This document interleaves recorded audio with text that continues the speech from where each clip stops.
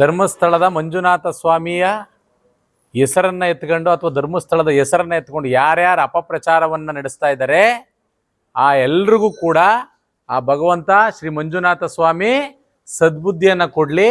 ಒಂದು ವೇಳೆ ಕಲಿದೇ ಹೋದರೆ ಅವ್ರಿಗೆ ತಕ್ಕವಾದಂಥ ಶಿಕ್ಷೆಯನ್ನು ಅತಿ ಶೀಘ್ರದಲ್ಲಿ ಮಂಜುನಾಥ ಸ್ವಾಮಿ ಕೊಡಲಿ.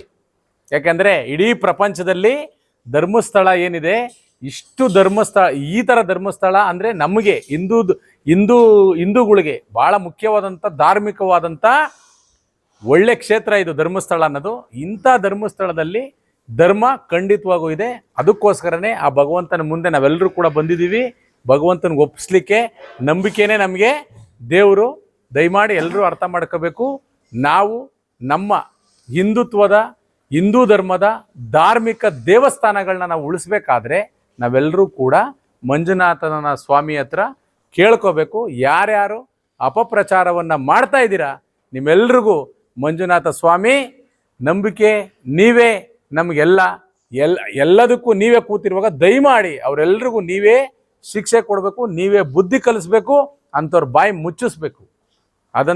ಅದಕ್ಕೋಸ್ಕರ ನಾವೆಲ್ಲರೂ ಕೂಡ ಬೆಂಗಳೂರಿಂದ ಬಂದಿದ್ದೀವಿ.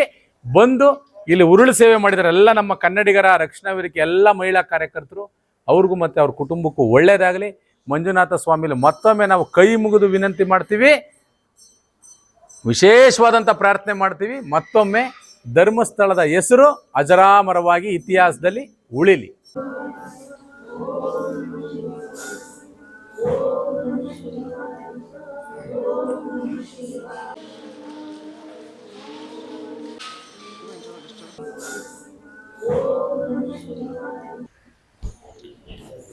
ಹಲೋ,